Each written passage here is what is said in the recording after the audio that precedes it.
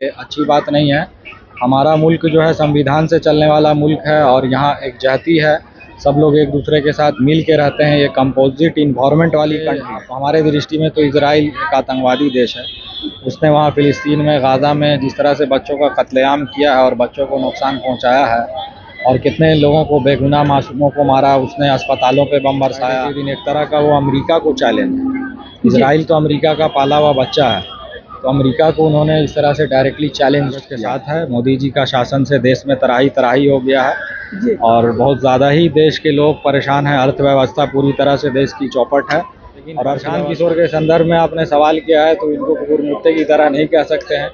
ये व्यक्ति बहुत पोटेंशियल वाला और बहुत नॉलेज वाला और नमस्कार, मैं हूं आपका दोस्त खुर्शीद आलम और आप देख रहे हैं आपका अपना और प्यारा चैनल सेकुलर जनता। दोस्तों, इस वक्त मैं गेटवे ऑफ इंडिया मुंबई में हूं। पीछे गेटवे ऑफ इंडिया है और सामने में आपको जो बिल्डिंग नज़र आ रही है, ये खूबसूरत सी, ये ताज होटल का दृश्य देख रहे हैं आप। और यहाँ घूमने के क्रम में हमें मुलाकात हुई बिहार के एक सियासी जमात, राष्ट्रीय सेकुलर मजलिस पार्टी के राष्ट्रीय अध्यक्ष असहरुल हक साहब से। तो मैंने सोचा कि क्यों नहीं, जो अभी के राजनीतिक सिनेरियो चल रहे हैं, अभी लेटेस्ट में जो जम्मू कश्मीर और हरियाणा में चुनाव हुआ, निकट भविष्य में महाराष्ट्र झारखंड में भी चुनाव होना है, उनके बाद 2025 में बिहार भी चुनावी दंगल में होंगे। तो मैंने सोचा कि बात किया जाए इन्हीं सब मौजू पर। सबसे पहले स्वागत है आपका सेकुलर जनता के इस खास प्रोग्राम में। बहुत बहुत धन्यवाद आपका। सबसे पहले बताइए, यहाँ घूमने आए, ये नज़ारा कितना दिल को सुकून देता है। आप यहाँ पे देख रहे हैं, जितना भी यहाँ पे भीड़ है, सब युवाओं की भीड़ है और सारे युवा यहाँ पे, आज संडे है और सब लोग आज यहाँ पे वीकेंड पे आए हुए हैं। सब यूथ लोग यहाँ पे सेलिब्रेट कर रहे हैं। आज सेलिब्रेशन का वक्त है आज यहाँ पे। हम जो है, चूँकि आप एक राजनीतिक जमात से ताल्लुक़ रखते हैं, तो मैं राजनीति की बातें ज़रूर करूँगा। उससे पहले एक छोटी सी बात मैं जानना चाहता हूँ। हमारा देश जो है हिंदुस्तान, यहाँ अमन पसंद लोग रहते हैं, लेकिन आज जिस तरह से कहे गाज़ा में या लेबनान में जिस तरह से कत्लेआम हो रहा है, बच्चों का नरसंहार किया जा रहा है इजराइल के द्वारा, उस पर यहाँ के लोग आज के ज़माने में जो यूथ हैं, कुछ वर्ग के हैं, वो लोग जो है जश्न मना रहे हैं, इजराइल के हिमायती कर रहे हैं, आई स्टैंड विथ इजराइल कर रहे हैं। इस पर आपका क्या नज़रिया है? ये काफ़ी गलत है और अमानवीय है। इस तरह की जो हरकत हो रही है, एक्टिविटी हो रही है अपने मुल्क में, ये अच्छी बात नहीं है। हमारा मुल्क जो है संविधान से चलने वाला मुल्क है और यहाँ एक जाति है, सब लोग एक दूसरे के साथ मिल के रहते हैं। ये कंपोजिट इन्वायरमेंट वाली कंट्री है। और हम देखते हैं हमारे देश के जो संविधान निर्माता हैं, उन लोगों का इस दृश्य पे, फ़िलिस्तीन के दृश्य पे या गाज़ा के दृश्य पे, उन लोगों का क्या दृष्टि थी, उन लोगों का क्या सोच था, क्या नज़रिया था। महात्मा गांधी जी इजराइल को लेके, फ़िलिस्तीन को लेके क्या नज़रिया रखते थे जी, तो वही नज़रिया भारत का होना चाहिए। भारत का जो नज़रिया है, भारत की जो सोच है, ये युवा सोच भी है। तो ये सोच और ये दृष्टि भारत को देने वाले हमारे पूजनीय महात्मा गांधी जी थे। तो गांधी जी ही के जो उनका व्यक्तित्व था, वही हम लोगों का व्यक्तित्व होना चाहिए। एक चीज़ मैं और समझना चाहूँगा, जिस तरह से हानिया को वहाँ का सेशन हुआ तेहरान के अंदर, उनको जो है मौत का घाट उतार दिया। उसके बाद हिजबुल्लाह के चीफ जो है सरबराह हसन नसरुल्लाह साहब का जो है बंकर बस्टर बम से उनको मार दिया गया। बातें बहुत ज़्यादा चल रही थी जब इस्माइल हानिया साहब का कत्ल हुआ, उस समय से, कि आखिर ईरान जो है कब ये करेगा, इस तरह से रिटेलिएट करेगा, इसका बदला कब लेगा। अब जब ले लिया है, जब ईरान ने अपना हमला कर दिया, 200 से ज़्यादा जो है बैलिस्टिक मिसाइलें दाग दी, उनके बाद अब इंतज़ार चल रहा है कि इजराइल कब रिटेलिएट करेगा। क्या लगता है, वो कर भी पाएगा, करने के हिम्मत भी है, या क्या कुछ कहना चाहेंगे? इजराइल देखा जाए तो एक तरह से, पूरी तरह से हम लोगों के, हमारे दृष्टि में तो इजराइल एक आतंकवादी देश है। उसने वहाँ फ़िलिस्तीन में, गाज़ा में जिस तरह से बच्चों का कत्लेआम किया है और बच्चों को नुकसान पहुँचाया है और कितने लोगों को, बेगुनाह मासूमों को मारा, उसने अस्पतालों पे बम बरसाया, उसने आम दैनिक जीवन को वहाँ अस्त व्यस्त करके रख दिया है। वहाँ पे नॉर्मल सिचुएशन, नॉर्मल कंडीशन मौजूद ही नहीं है। इस तरह मतलब कि जो मैं जानना चाहता हूँ कि और ईरान पर रिटेलिएट करने की स्थिति में है कि नहीं इजराइल? नहीं है। अमेरिका वगैरह जो है ये लोग उसके समर्थन में कई लोग हैं जो लोग पीछे से हैं, एक तरह का समूह है इन लोगों का, लेकिन ये लोग नहीं कर पाएंगे क्योंकि अरब देशों का भी अभी हम देख रहे थे समाचार में, कतर वगैरह ने भी मीटिंग बुलाया है। यमन में कोई हुती वगैरह है, उन लोग भी इन लोग से जंग में शामिल है। खामनाई साहब को कहा जा रहा था कि वो जो है छिपे हुए हैं कहीं बंकर में, और वो जुमा के दिन जो है किस तरह से आकर के जो है अपना भाषण दिया और राइफल हाथ में लेकर के, और उन्होंने उस दिन ओपन चैलेंज किया और जुमा का नमाज भी उन्होंने पब्लिकली अदा किया और वहाँ पे उन्होंने खुतबा भी दिया और सारे लोगों को संबोधित भी किया फ्राइडे के दिन। एक तरह का वो अमेरिका को चैलेंज, इजराइल तो अमेरिका का पाला हुआ बच्चा है, तो अमेरिका को उन्होंने इस तरह से डायरेक्टली चैलेंज किया। एक चीज़ मैं और अंतिम इस टॉपिक पर मैं पूछना चाहूँगा, वो ये है कि जिस तरह से अगर जो है हिजबुल्लाह या कहा जाए कि जो हमास जो है कोई भी तरह का अटैक अगर छोटा सा भी करता था इजराइल पे, तो तुरंत 24 घंटे के अंदर वो रिटेलिएट करते थे।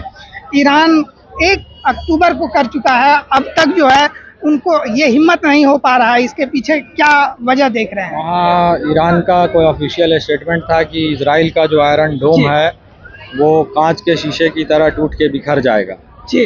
तो वो लोग नहीं लगता है जो दृश्य दिख रहा है उस हिसाब से सामना कर पाएगा। अच्छा चलिए, ये तो थी इजराइल और ईरान के जो युद्ध चल रहा है, इस पे हमने बातचीत किया।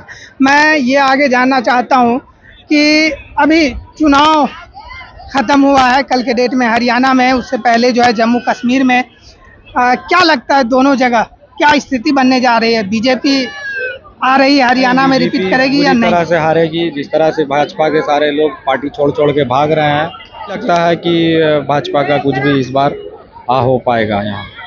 अच्छा, तो ये स्थिति देश में भाजपा की स्थिति अच्छी नहीं है। 90 सीटों में कितने सीट का आपको उम्मीद है कि भाजपा ले पाएगी? भाजपा को बहुमत ही नहीं आएगा। बहुमत मैं इसलिए पूछ रहा हूँ कि जब लोकसभा चुनाव से जस्ट पहले मैं आपसे पूछा था तो आपने बताया था और वो आंकड़ा लगभग सही साबित हुआ था, इसलिए मैं पूछना चाहता हूँ। तो ये सरकार वहाँ गठबंधन की बनने जा रही है, इंडिया अलायंस की सरकार बनेगी, कांग्रेस की सरकार बनेगी और जनता जाग चुकी है, कांग्रेस के साथ है। मोदी जी का शासन से देश में तराही तराही हो गया है और बहुत ज़्यादा ही देश के लोग परेशान हैं। अर्थव्यवस्था पूरी तरह से देश की चौपट है और अर्थव्यवस्था के साथ साथ देखा जाए तो यहाँ का जो युवा वर्ग है उन लोगों में काफ़ी उदासीनता है और मायूस हैं सारे लोग, क्योंकि जिस हिसाब से जॉब का, एम्प्लॉयमेंट का जो सिचुएशन है और कंडीशन है हमारे कंट्री में वो अच्छा नहीं है। और जिस हिसाब हरियाणा से के चुनाव में कहा जाता है कि किसान का मुद्दा जो है ना सबसे बड़ा मुद्दा था, आपको क्या हमारे लगता है? देश का जो मुद्दा है, मेन जो बेसिक है, जो एजेंडा है वो तो फार्मर ही है, किसानी है, जो बेसिक एजेंडा है और फार्मर से ही जुड़ा हुआ हर एक एजेंडा है जी। तो वो उसको तो आप इग्नोर करके दरगुजर करके चाहिएगा कि हम देश में अच्छा व्यवस्था लेके आए या कुछ लेके आए, तो वो पॉसिबल नहीं है। जम्मू कश्मीर का चुनाव को किस तरह से देखते हैं? ऐसा बताया जा रहा है अभी तक जो सर्वे आ रहे हैं उसके कश्मीर अनुसार में सेकुलर सरकार आनी चाहिए। हम लोगों की कोशिश है कि वहाँ फिर से सारी चीज़ अच्छी ऐसा दिख रहा है कि इस बार भी मिक्स ही सरकार आ सकती है, क्योंकि पीडीपी ने अलग चुनाव लड़ा, तो इस तरह का अनुमान लगाया जा रहा है जो भी सी वोटर्स या अदर जो है सर्वे एजेंसीज है उनके द्वारा। आपके नज़रिए से क्या लगता है, क्या कुछ हो सकता है? देखिए, कुछ मतलब कश्मीर को लेके थोड़ा स्थिति जो है ज़्यादा साफ नहीं है, कश्मीर को लेके स्थिति ज़्यादा साफ नहीं है, लेकिन फिर भी प्रयास है वहाँ पे अच्छा ही होगा जी, कांग्रेस का बढ़िया ही आएगा वहाँ पे। अच्छा, एक चीज़ अभी लेटेस्ट में जो है ये है कि महाराष्ट्र में भी चुनाव होना है। हम लोग महाराष्ट्र में हैं, लोकसभा चुनाव का रिजल्ट हमारे और आपके सामने है, क्या कुछ हुआ, क्या लगता है महाराष्ट्र के विधानसभा में इस बार क्या कुछ हो सकता है? महाराष्ट्र में कांग्रेस का अच्छा प्रदर्शन रहा है लोकसभा चुनाव में भी और आने वाले विधानसभा चुनाव में भी राहुल गांधी के नेतृत्व में देश में चुनाव लड़ा गया इंडिया गठबंधन का जी, और उन्हीं के पथ पे अग्रसर होते हुए और पार्टियां उन्हीं के नेतृत्व में चुनाव लड़ेगी और यहाँ भी महाराष्ट्र में हम लोग फिर से दोबारा सरकार को कायम करेंगे। आपके पार्टी राष्ट्रीय सेकुलर मजलिस का क्या स्टैंड है? क्या हम लोग वो कांग्रेस के साथ शुरू से हैं जी। और आगे भी कांग्रेस के साथ ही रहेंगे। हम लोग सेकुलर दल के साथ हैं, शुरू से सेकुलर के साथ ही रहेंगे। झारखंड को लेकर के आपका क्या सोच है? जिस तरह से अभी शिबू सोरेन और झारखंड चंपे में सोरेन के हेमंत बीच जो है सोरेन को विवाद हुआ। लेके वहाँ की जनता में काफी रोष था। जी। जिस तरह से उनको साजिश के तहत फंसाया गया और जेल हुआ, फिर जिस तरह से बिल पे बाहर आए उन्होंने, जी। और जिस तरह से तो जनता को सारी चीजें मालूम है, जनता जान रही है, समझ रही है कि स्थिति क्या है। एक चीज और मैं पूछना चाहूंगा, अरविंद केजरीवाल जैसे ही जेल से बाहर आए 24 घंटे के अंदर जो है ऐलान किया कि मैं अपना इस्तीफा दूंगा और दूसरे जो है दिल्ली ये के सब मुख्यमंत्री होंगे। भाजपा का उनको रचा हुआ षड्यंत्र है, भाजपा का रचा हुआ साजिश है। सब भाजपा के षड्यंत्र और साजिशों का नतीजा है जो देश में आज अराजकता व्यवस्था सरकार में और प्रशासनिक ऐसा नहीं तंत्र लग में रहा है कि फैल अरविंद रही है। केजरीवाल अपने सहानुभूति के लिए जो है इस्तीफा दिया और नहीं, फिर उनको से तो निकट भविष्य में चुनाव होना है? एक षड्यंत्र के तहत फंसा के अंदर कर दिया गया है, जी। तो ये बड़ा षड्यंत्र है। उनके पास कोई ऑप्शन नहीं था, कोई दूसरा विकल्प नहीं था, तो उन्होंने इस तरह का अपना अब आते हैं बिहार के निर्णय ऊपर। लिया। बिहार में जो है अभी 2 अक्टूबर को जन स्वराज पार्टी का नया गठन हो गया। अब तक तो वो एक संगठन था, अब जाकर के एक पॉलिटिकल पार्टी बन गई है। कितना बड़ा चैलेंजेस रहेंगे? एक चैलेंज तो है बीजेपी और जदयू का गठबंधन, आप लोगों का महागठबंधन के लिए। दूसरा जन स्वराज आ गया है, ये कितना बड़ा चैलेंजेस होंगे? देखिए, बिहार में हर अलग अलग समय पे बिहार का जी। जो राजनीतिक पृष्ठभूमि है वो एकदम काफ़ी अलग सा है और एकदम देसी है। जी। तो वहाँ पे इस तरह की प्रयोग या इस तरह का एक्सपेरिमेंट होते रहता है। हर जी। चुनाव में कोई नई नई पार्टी कुकुर मुत्ते की तरह बाहर निकल कर सामने आ जाती है। लेकिन प्रशांत किशोर के संदर्भ में आपने सवाल किया है, तो इनको कुकुर मुत्ते की तरह नहीं कह सकते हैं। ये व्यक्ति बहुत पोटेंशियल वाला और बहुत यही नॉलेज मेरा सवाल वाला होने और वाला था। हाँ, बहुत ही अलग मतलब कि स्मृति का व्यक्ति है। इसने देश की राजनीतिक दिशा और दशा तय करने वाला व्यक्ति है। अगर ये आदमी कुछ बिहार में कर रहे हैं और कुछ करने का सोच रहे हैं तो फिर कुछ बड़ा अलग हो सकता है। पूरे लगभग लंबे समय से उन्होंने पैदल मार्च किया, पूरे नहीं, बिहार इनको को इग्नोर घुमा नहीं किया और जा सकता है। इसमें इनको हमको एक ही चीज़ अच्छा लगा कि इन्होंने गांधी जी के विचारों को जगह दिया है और गांधी जी को इन्होंने महत्व दिया है और उनके विचारों को और उनके ही जन्मदिन की तिथि इन्होंने आगाज़ किया।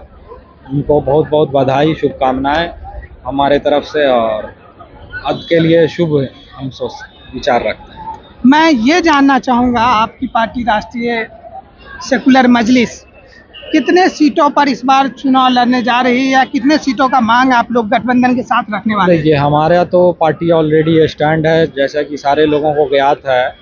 सीमांचल में पूरी तरह से पुना था, जी। तो वहाँ पे हम लोग लगभग सारी सीटों पे चुनाव लड़ने में सक्षम हैं। जी। उसके अलावा आपका कोसी का क्षेत्र है, वहाँ भी हम लोगों ने चुनाव में अच्छा प्रदर्शन किया ही है। इसके अलावा आ जाते हैं मगध प्रमंडल के क्षेत्र में, तो मिला जुला के देखा जाए तो हम 60 से 70 सीट पे चुनाव का हमारा प्रोग्राम है, प्लान्स है। अब एग्जीक्यूट करेंगे कि 243 सीट में 60-70 सीट कैसे आपको गठबंधन देगी? नहीं, हमारा अपना आपका गठबंधन, एकमात्र विधायक जो है पश्चिम बंगाल में हुआ था, उनके अलावा तो गठबंधन कहीं में हमने जाने की बात नहीं कही अभी। जी। अगर हम लोग स्वतंत्र चुनाव में उतरते हैं तो हम जी। लोग 60 से 70 सीट पे चुनाव में अकेले हम लोग अपनी हमारी पार्टी क्यों आपको लड़ेगी। घास नहीं दे रही है क्या महागठबंधन? महागठबंधन में बात चल रहा है, लेकिन बिहार में आपने देखा होगा कि लास्ट टाइम पप्पू यादव के साथ क्या हुआ, उससे पहले मुकेश सहनी के साथ क्या हुआ। आरजेडी का थोड़ा अहम रोल रहता है। हालांकि लालू जी से पिछला चुनाव में हमारा संपर्क था, तो उन्होंने कहा था कि स्थान रहेगा करके जी। लेकिन बाद में तेजस्वी बाबू जो हैं, तो बिहार में तो उन लोग अल्पसंख्यक को, मुसलमानों को इस तरह से को कैसा देखते हैं? तेजस्वी यादव अच्छे नेता हैं, युवा हैं, अभी सीख रहे हैं। नीतीश कुमार जी के साथ अच्छा उन्होंने काम किया है, बहुत परिवर्तन उनके में आया है और बहुत, लेकिन उनके वजह से ही पप्पू यादव जो है कहीं ना कहीं बेघर हुए थे। ठीक है, वो जीत गए। आप भी अभी जस्ट थोड़ी देर पहले यू टर्न आपने लिया है, आप बता रहे थे कि लालू यादव तो चाहते थे लेकिन तेजस्वी यादव की वजह से ऐसा कुछ हुआ। देखिए, राजनीति जो है अनिश्चितताओं का खेल है। जिस तरह से क्रिकेट है उस तरह से राजनीति है। तो यहाँ पे कुछ भी सही और गलत नहीं होता है, जो परिणाम होता है उसको पूरा करने के लिए जी आखिरी समय पे इक्वेशन समीकरण वगैरह को जनगणना को देख के हम लोग ऊपर नीचे इसको कर सकते हैं। अभी आपने सीमांचल का बात किया कि सीमांचल में आप लोग बहुत मजबूत है। सीमांचल में असदुद्दीन ओवैसी साहब की पार्टी भी बहुत मजबूत दिख रही है, उनके 5 विधायक भी जीते थे। इस बार उनकी उपस्थिति को किस तरह से देखते हैं? नहीं, वो तो असद साहब का सीमांचल में कुछ है नहीं। वो जो लोग विधायक जीते थे या जो लोग विधायक बने थे, वो लोग पहले से राजनीतिक परिवार से ताल्लुक़ रखते थे और राजनीति से उन लोगों का संपर्क था, संबंध था, और वो लोग पहले से दूसरे अन्य पार्टियों में विधायक थे। सिर्फ इनके सैंपल पे इन लोगों ने चुनाव लड़ा, बाद में सब अपने यथास्थानवत जहाँ थे वहाँ वो लोग अपने स्थान पे वो लोग चले गए। तो ऐसा मतलब हम नहीं समझते हैं कि वहाँ पे असद ओवैसी साहब का कोई रोल है। आज के यूथ को क्या संदेश देना चाहेंगे हमारे इस प्रोग्राम के माध्यम से कि राजनीति में किस तरह से हिस्सा लें? विश्व में भारत हमारा एक ऐसा जो देश है जो यूथ एनर्जी से, यूथ पोटेंशियल से लबरेज है, और बहुत ही ज़्यादा मतलब कि यहाँ के युवाओं में उत्सुकता है। यहाँ के युवा देश के हर क्षेत्र में, देश विदेश के हर क्षेत्र में, हर भाग में फैले हुए हैं और हर जगह कार्यरत हैं, हर तरह के भाग में कार्यरत हैं। तो देश का युवा बहुत सक्षम है और बहुत एनर्जी, ऊर्जा रखता है, और जिस भी क्षेत्र में देश का युवा कदम रखता है वहाँ देश का झंडा लहरा जाता है। वहाँ हिंदुस्तान जो गांधी जी का भारत है, हम लोग गांधी जी का ही भारत कहते हैं। जहाँ आरएसएस के कुछ लोग जिस तरह से माहौल को देश में ख़राब करने का कोशिश कर रहे हैं, वो अच्छा नहीं है करके। यहाँ पे अभी आप देखेंगे, हम लोग यहाँ पे एक पब्लिक प्लेस में हैं जो कि एक टूरिस्ट प्लेस है। यहाँ पे सारे लोग हैं, सारे जाति के, धर्म के लोग हैं, सब लोग एक साथ घूम रहे हैं। यहाँ पे फ़ोटो शूट कर रहे हैं, लोगों से मिल रहे हैं, यहाँ पे आनंद ले रहे हैं। सब ज़्यादातर युवा है, सब लोग उत्साहित है, सब अलग अलग वर्ग का लोग है, अलग अलग धर्म का लोग है, अलग अलग प्रांत के लोग हैं। भारत के कई प्रांत के लोग यहाँ पे मौजूद हैं। यही तो भारत है। यही भारत आप बांटने का कोशिश, आज बड़ा अच्छा हुआ आपने यहाँ पे मतलब कि इंटरव्यू किया। यहाँ पे यही तो भारत है, यही तो हम लोग बताना चाहते हैं। यही भारत है और यही भारत की खूबसूरती है। सारे वर्ग के लोग हैं जी, सारे लोग यहाँ पे हैं उपस्थित। जी बिल्कुल सही फरमाया आपने कि यही भारत की खूबसूरती है कि यहाँ अनेकता में एकता है। तमाम प्रांत के, तमाम जाति धर्म के लोग जो है भारत को एक गुलदस्ता के रूप में बनाते हैं। तो ये थे हमारे बीच राष्ट्रीय सेकुलर मजलिस पार्टी, जो बिहार की एक पॉलिटिकल पार्टी है, उनके राष्ट्रीय अध्यक्ष असहरुल हक साहब थे। अपनी पूरी बातचीत बेखूबी अंदाज में, बेबाक अंदाज में रखा। आपको पूरा इंटरव्यू कैसा लगा कमेंट बॉक्स में लिख करके ज़रूर बताइएगा। मिलते हैं फिर किसी दूसरे वीडियो के साथ, तब तक के लिए दीजिए हमें इजाज़त। जय हिंद, जय भारत।